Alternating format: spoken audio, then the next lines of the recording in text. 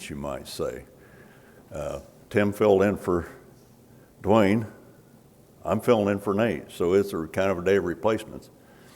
But that doesn't mean that what we have to say is any less important. It doesn't mean that what comes from this book has any less importance or have any less effect on us. So just kind of bear with me today. I've got something here for you. We're going to take a look at the 23rd Psalm this morning. If you want to turn your Bibles there, it's going to be up on the screen overhead. I'll give you just a second to get there with me. And I thought we would read that together this morning. But I'm going to kind of come around into the 23rd Psalm kind of from the back end of it, and we'll come back to it later. Really, there's only 6 verses in the 23rd Psalm, but we'll just go ahead, and if we're ready with that, we'll go ahead and read that together. The Lord is my shepherd before me, and the Lord is my shepherd. I lack nothing. He makes me lie down in green pastures. He leads me beside quiet waters. He refreshes my soul. He guides me along the right path for his name's sake. Even though I walk through the darkest valley, I will fear no evil, for you are with me. Your rod and your staff, they comfort me. You prepare a table before me in the presence of my enemies. You anoint my head with oil. My cup overflows. Surely your goodness and love will follow me all the days of my life, and I will dwell in the house of the Lord forever. It's just 6 short verses. It kind of seems like there's more to it than that, but really it's just 6 verses. But there's so much in this that it just seems so bigger than what it really is. You look in the last verse, surely your goodness and love will follow me all the days of my life, and I'll dwell in the house of the Lord forever. And really, isn't this what we want? Isn't this what we all really desire? When it really comes right down to it, this is what we want. But we'll take a look over in Psalm 27:4. And one thing I do ask from the Lord is this: only do I seek that I may dwell in the house of the Lord all the days of my life. And really, this is what we want, isn't it? When it all comes down to it, when it's all said and done, this is what we really want.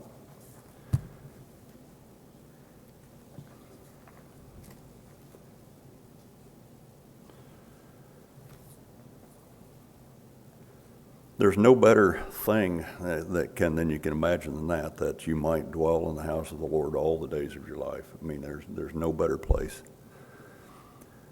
But how do we get to that point?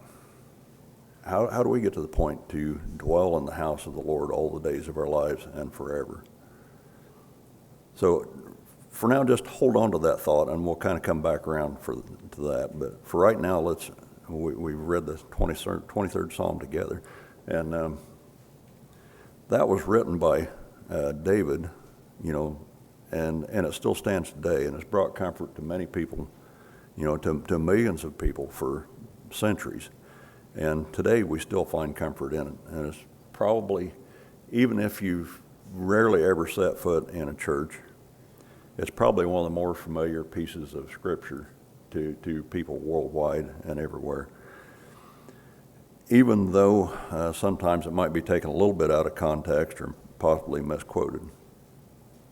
But I think at times, probably every one of us, we find a place in our life or a time where we might long for the kind of peace and the serenity that's spoken of in the 23rd Psalm. And I know I have. I'm speaking from my own experience. Or maybe, possibly, if you've never really experienced that kind of peace in your life, and you'll wonder, how come I don't have that? Well, and what do I do to get it? How do we get there? Well, if we think about it, the book of Psalms was written by King David. He had a very close relationship with God, and he was very well connected, you could say. It goes all the way back to when he was chosen to fight Goliath. Over the whole armies, he was chosen to fight. So David had a very close relationship with God. In verse 1 of 23rd Psalm, which says, "He makes me lie down in green pastures." I think David is reflecting on how well he's been blessed over his life, and coming from humble beginnings, that David knows and realizes that he was an unlikely person to do this, but yet he was chosen. In the King James Version of verse 2, it says, the NIV version says, "He makes me lie down in green pastures, and he leads me beside quiet waters." The King James Version, I really kind of like. There's one small little difference in that, and I kind of like the way it says. I had to read this over a few times to really catch this myself. It's so small. The King James Version reads, "He maketh me to lie down in green pastures. He leadeth me beside still waters." And the only difference there is the NIV says, "He makes me lie down in green pastures." And the King James Version says, "He makes me to lie down in green pastures." And if you put a little thought into that, I mean, it's only a slight difference. But to me, when you say that, he makes me to lie down in green pastures, it sounds like we were made for that. Like we were made to lie down in green pastures. God intended that for us. That's what he wants for us. Verse 2 also said he leads us to quiet waters. Now, I'm not a sheep expert. I've been around livestock. I grew up on a farm, and I know a little bit about them, but I'm not an expert. But I was reading something this week about sheep, and said that sheep prefer calm water to running water. I didn't find a reason for that or why, but that's what sheep like better. They prefer calm water. He leads us to what is good for us. He also leads us to what we need and also what we were made for. Verse 3, it says, "He guides us along right paths." A shepherd leading his flock is not going to lead his flock purposely to trouble and danger. He's not going to lead his sheep through an area where there are snakes, ravines, bad water, patches of burrs, and maybe even sheep rustlers. Who knows? If you do a job enough times, especially one that takes effort, you're going to find a better way and an easier way to do that job that not only makes your job easier, but also maybe a little bit safer. And maybe it comes out with a little bit better results. If you're a shepherd leading a flock of sheep, you'll know from experience the easiest and safest route to take your flock. You'll know, you probably learned the hard way. You'll know what to expect and look out for along the way. And by experience, the sheep, and we're compared many times, Jesus compared us to sheep. But the sheep, by experience, they follow the shepherd because they know him and they trust him to lead them through the safest route to what is best for them. There's a sheep and shepherd relationship going on here. Verse 4 tells us that we may pass through some things that are not so good, things we wouldn't choose, things that might be a little bit scary to us, things we're not comfortable with. When leading his flock from one pasture to another, the shepherd and the flock may have to pass through an area that has danger. They may not be able to avoid it. They might have to pass through some place that's not really their first choice, but they might have to go there. And it may be an area there's lots of possibilities here. It may be an area maybe without much food or water. There could be wolves and coyotes, a place where they wouldn't normally go willingly. But because they know the shepherd and trust him, they follow. And along the way in these areas of danger, there could be, all kinds of wild animals that might want to attack the flock and scatter it. And when they scatter, they single one out and they attack it, and that's the end of that sheep. It's done for. And usually these wild animals will look for the ones that stray from the flock. So if the sheep take their eyes off the shepherd and start looking around, start looking at what's going wrong, start looking at the fear, shift their focus from the shepherd, then they could possibly become separated. And they could become vulnerable and then be attacked by the wolves or, whatever's there that mean them harm. Now, sheep aren't given a whole lot of credit for being really smart. But I read something about sheep that was saying that sheep can identify human faces, human voices, and I believe that. I believe they could do that. And they can even identify members of their own flock. And, you look at a flock of sheep, and if you're not familiar with them, they all look the same. That's just a bunch of white woolly sheep, and they sound the same, they look the same. But sheep, they know each other, and they can identify with each other. And, I suppose and wonder, I'll take this a little step further here. I suppose and wonder back in the day with the shepherd, with his rod and his staff in his hand, I just wonder if the sheep could even tell maybe when he had this rod and staff, and they knew that when he had this, by experience, when he had this rod and staff in his hands, that they were going to be protected, that he was going to fight for them. But I kind of wonder that because I know that animals that when you're familiar with them, they sure know when you walk out there with a feed bucket in your hands. They know the difference when you got a feed bucket in your hands and when you don't. So I kind of wonder maybe if they weren't able to recognize when the shepherd had the rod and staff in their hand. And I wonder too, when the sheep were in a place of danger, maybe they could hear the shepherd talking to them. They probably recognized his voice. And, and as he was leading them, and kind of have to wonder maybe even, and I might be stretching it here a little bit, maybe he even sang to them. Who knows? The cowboys in the Old West, they sang to the cows, and you see that in the movies, but, they really did do that. And they did that to calm the herd. So I wondered if the shepherds, I'm sure the shepherds did all they could to soothe and comfort the flock and keep them together and keep them safe from harm. So just for a minute, I'm going to stray from Psalms for just a minute here. Let's take a look at John 10, 1 through 5, and then 11, 16. Very truly I tell you, Pharisees, anyone who does not enter the sheep pen by the gate, but climbs in some other way, is a thief and a robber. The one who enters by the gate is the shepherd of the sheep. The gatekeeper opens the gate for him, and the sheep listen to his voice. He calls his own sheep by name and leads them out. When he has brought out all his own, he goes on ahead of them, and his sheep follow him because they know his voice. And they will never follow a stranger. In fact, they will run from him because they do not recognize a stranger's voice.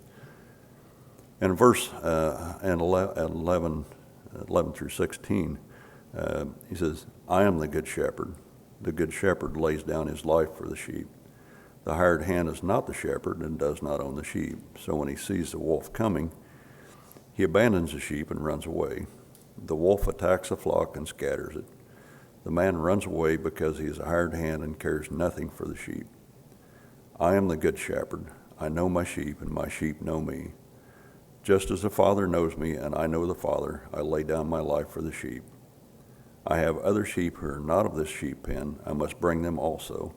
They too will listen to my voice, and there will be one flock and one shepherd. Jesus mentions here a couple of times that he is the good shepherd. And I wonder, today, if we want to draw comfort from the 23rd Psalm, if that's a place we want to be, do you know the voice of the shepherd?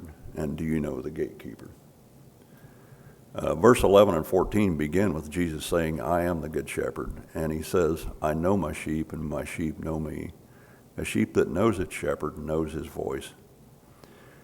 From a sheep point, I don't know if they ever did it from a sheep point of view, but I'm supposing, and I'm just supposing here again, but I think maybe it's likely that the shepherds, if they had a very large flock, they probably had a helper, maybe a shepherd apprentice. to go along with them sometimes. And, you know, I've got to wonder, maybe sometimes did they pack along maybe a small sack of grain with them or something to, if they knew they were going to be in an area for a short time that there wasn't much to eat, you know, maybe just something to tie them over through a little rough spell. Terry and I have some friends who travel out west to the mountains with horses, and they pack along provisions for the horses when they know they'll be in an area where there isn't much for them to eat. And I kind of wonder maybe if the shepherds did anything like that back in the day for their flock to tie them over. You know, and it's possible. You know, I don't have anything written about that, but it's possible. But the point is the shepherd was looking out for the well-being and the safety of the flock. If we know and trust our shepherd, he'll lead us to safety. Only he knows what really lies ahead and knows what is best for us. We just have to trust. We just have to trust the shepherd. And I think to help us understand verse 5 a little better, we can take a look at Psalm 27, 1 through 3. The Lord is my light and my salvation, whom shall I fear? The Lord is the stronghold of my life, of whom shall I be afraid? When the wicked advance against me to devour me, it is my enemies and my foes who will stumble and fall. Though an army besiege me, my heart will not fear. Though war break out against me, even then I will be confident. He prepares a table for us in the presence of our enemies in verse 5. But just imagine for a minute with me, pretend we're out here on a hillside with a flock, and there's not much for them. The flock's getting a little jittery. They've not had much to eat. And let's just say maybe the shepherd did bring a small sack of grain along. You know, not much, but just enough. Get my page turned here. Just enough for the sheep to get a little taste of it. And just enough that maybe it calms them down, and maybe it reshifts their focus a little bit. In the presence of danger, a table set before them. We've been talking about Psalm 23 from a sheep's perspective. Now let's look at Psalm 27, 1 through 3, and get a human perspective on it. And we just took a look at that. That's more of a human perspective on it. What the shepherd will do for his flock, God will do for us, multiplied many times over. And sometimes if things aren't going well, if we just stop and eat a bite, maybe just a little comfort food, we calm down and relax. And we might even think a little better. And I know you've all been to that point. You've been to where maybe things aren't going right, and okay, I'm going to take a break, I'm going to go sit down, I'm going to go eat something, and we'll come back to it. And then things just seem to go better. You know, we calm down and we reshift our focus. But God does that for us. We come back to him, and our focus gets changed. It shifts our focus. It puts us back where we're supposed to be. He sets us down and puts a meal before us in times of trouble. And he's right there with us, and he weathers the storm with us. And I notice here I said with us. Just as a shepherd stays with his flock in a time of danger, God is not somewhere off distant. He's right here with us. Know him and trust him. It makes a difference if the sheep know the shepherd's voice. And again, back to John 10, 3 and 5, it says that the gatekeeper opens the gate for him, and the sheep listen to his voice. He calls his own sheep by name and leads them out. In verse 5, but they will never follow a stranger. In fact, they will run away from him because they do not recognize the stranger's voice. You could have a strange shepherd who means well for the sheep, but the sheep might run away because they don't know him. You know, he may have every good intention. They don't know that he's going to lead them to the best pastures and water and defend them from danger and wolves. You know, they don't know him, so they don't trust him because they don't know him. How do we weather the bad times the times of peril and danger. And in John 10, verse 11, I am the good shepherd. The good shepherd lays down his life for the sheep. And in verse 14 also, he says, I am the good shepherd. I know my sheep and they know me. So the shepherd knows you. Do you know him? Verse 6 of Psalm 23, I mean, this is kind of what we all want, what we desire and where we want to be. And if this is really what you want, how do you get it and how do you get there? Psalm 25, 1 and 2 says, in you, Lord my God, I put my trust. Verse 2, I trust in you. Do not let my enemies triumph over me. Trust in him, know him, and then you will trust him. Just as sheep learn to recognize the voice, and even the face of the master is leading them with his rod and staff, so can we know our shepherd. 23:6 and 27:4. Surely your goodness and love will follow me all the days of my life, and I will dwell in the house of the Lord forever. And 27:4, one thing I ask from the Lord, this only do I seek, that I may dwell in the house of the Lord all of my days of my life. This is what King David wanted. Is what he wanted really any different from what we want? King David was able to write the book of Psalms because of his close relationship with God. He knew God well. How do we get to know God? How do we get to know him well? Is it possible to know God and be on good terms as David was? So really, here's what everything I've talked about this morning has led up to, and here's the one point I have today. If you want God near you, and you hear people telling you this all the time because it is true. I know I've been there. But to be able to lie down in those green pastures, draw close to him by spending time picking up his word, reading his word, and just talk to God. Pray to him. Just talk to him. God wants to hear from you. He made you for those green pastures. He made you. He wants those places for you. Just draw near to him and talk to him. And by doing that, you'll begin to recognize his voice. And when you recognize the voice of the shepherd, you're going to trust the shepherd.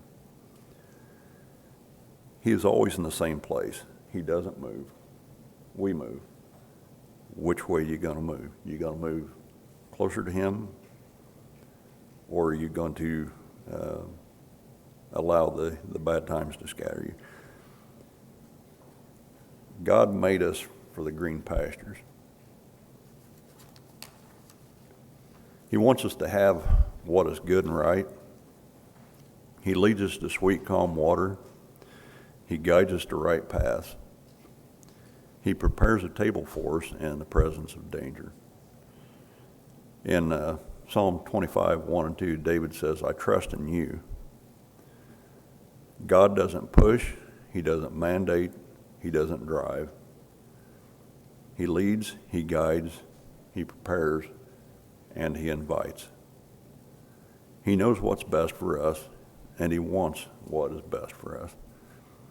And he loves us so much, he gives us choice to know and follow him. He loves us so much, he sent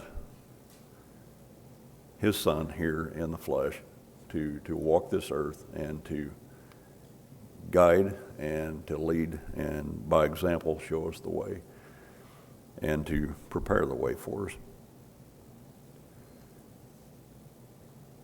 And this morning and always, every day, he invites us. Do you trust in him, and what are you going to do with his invitation? I really don't have any more for you this morning. Like I say, we've been a morning of replacements, but what we've had to say and the book that it's come from is no less important. And I just thank you all for being here this morning, and we'll go ahead and close with a word of prayer. Heavenly